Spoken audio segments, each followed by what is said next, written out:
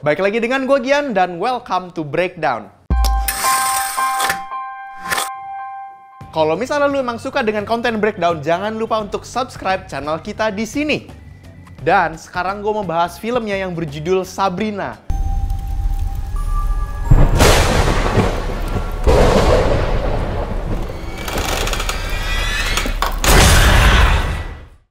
Ini adalah spoiler konten. Film ini bercerita tentang Aiden dan Myra yang memiliki anak angkat bernama Vanya, di mana dia masih belum bisa menerima kenyataannya bahwa ibunya sudah meninggal. Namun hal aneh menimpa keluarga mereka semenjak Vanya bermain komunikasi dengan arwah melalui pensil Charlie dan boneka Sabrina.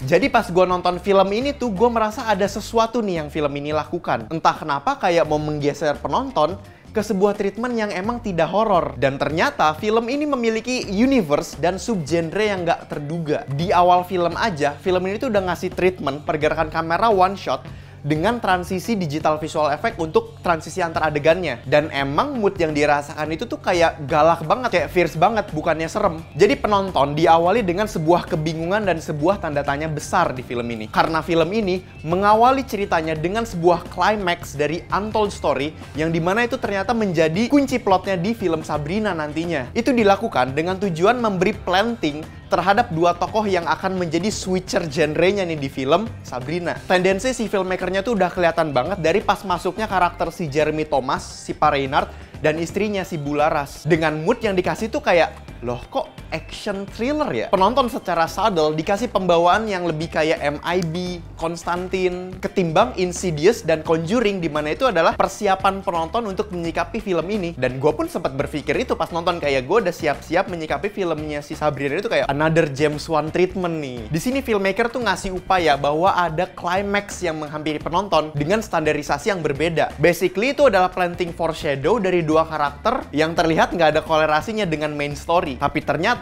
mereka adalah kunci dari plotnya. Gue pribadi sih kaget ya disamber plot yang kayak gini saat gue nonton film horor. Jadi dalam storyline-nya, plot utama yang ada di film Sabrina ini justru adalah jembatan ke plot asli yang mau diceritain oleh si filmmakernya. Dengan suplemen si foreshadow karakter di awal film. Jadi objektif asli dari film Sabrina ini bukan bicara soal boneka horor loh guys. Tapi film ini tuh mau bicara tentang universe yang sudah dibuat di The Doll series dan possible sequel yang nanti akan diinvest di film ini. Kalau emang permainan itu subtle dan tricky banget, menurut gue itu bisa menjadi plus point tersendiri. Sepanjang film Sabrina beserta suplemen horor dan plotnya emang sudah disediain di film ini, itu cuman bridging doang boy, buat film yang sebenarnya di sini lebih ke Ghostbuster movie. Resolusi di film ini adalah switch genre dari yang tadinya subplot Ghostbuster ini yang tiba-tiba transform masuk ke jadi main plotnya Sabrina dengan membawa universe-nya The Doll series ini ke penonton. Sebenarnya pengaplikasiannya pun udah dilakukan di Insidious awal ke Insidious The Last Key. Dimana ini bukan film horror movie, tapi film Ghostbuster movie with the real problem. Filmnya itu dieksekusi dengan baik, walaupun dari segi horror dan ceritanya itu bukan tipe yang genre gue lah. Namun works. Bisa dilihat dari apa? Film selanjutnya tuh udah 80% nggak bakal horror. Dan film ini udah nggak usah lagi ngejelasin universe-nya lagi ke penonton di film selanjutnya. Jadi tuh film ini punya sublim dan impact di akhir filmnya sampai penonton tuh lupa bahwa mereka tuh sedang nonton film horror. Sebelah gue tuh dari yang kayak ketakutan-ketakutan gitu, sampai yang dia duduknya maju kayak, wih, wah gila keren. Nah, perubahan genre dalam storyline itu dinamakan halfway plot switch. Dimana dalam sebuah cerita ada dua storyline yang berbeda genre dalam satu alur. Namun, pada suatu momentum ada plot yang di-drop dan menjadi genre shift ke alur yang emang filmmaker inginkan. Dan biasanya mereka menggunakan subplot untuk menjadi trigger. Karena kalau menggunakan teknik ini, jangan sampai penonton tuh malah jadi bingung dengan arah ceritanya dan malah jadi ngeblurin main story-nya. Porsinya tuh harus main banget. Dan film ini tuh berhasil saat dia switching genrenya. Ditambah dalam aktingnya si Jeremy Thomas yang berperan sebagai Pa Reynard, bikin makin convincing lagi nih dengan adegan-adegan yang menunjukkan planting saat di ruangan rahasianya pusaka si Pa Reynard. Moodnya tuh kayak John Wick dan MIB karisma minus action fighting scene. Itu aja. Dan si Pa Reynard ini menjadi sesuatu yang gue suka sebenarnya di film Sabrina ini. Karena dia tuh memiliki development yang bagus. Dan dia tuh juga memiliki peran penting di alur cerita. Yang dimana tadinya dia itu cuman menjadi subplot karakter, ternyata dia adalah main plot yang menjadi triggernya si genre shift ini, dan dia tuh mungkin akan menjadi tokoh utamanya dalam si sequelnya ini. Jadi development 3-dimensional karakternya itu dalam, penulisan naskahnya bagus, dan actingnya itu convincing banget. Kita ada Luna Maya sebagai Myra, Christian Sugiono sebagai Aiden, Sarah Wijayanto sebagai Bularas, Jeremy Thomas sebagai Pa Reynard, dan Richelle Georgette Skornicki sebagai Vanya.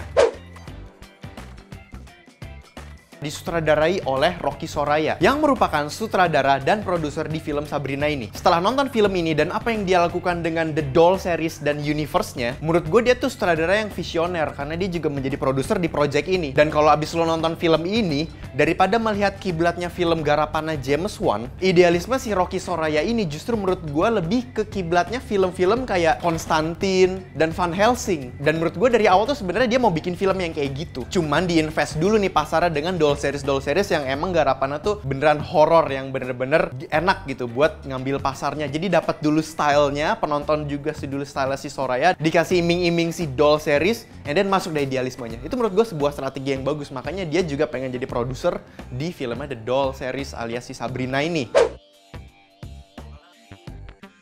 Untuk skornya, gue kasih nilai film ini 8 dari 10.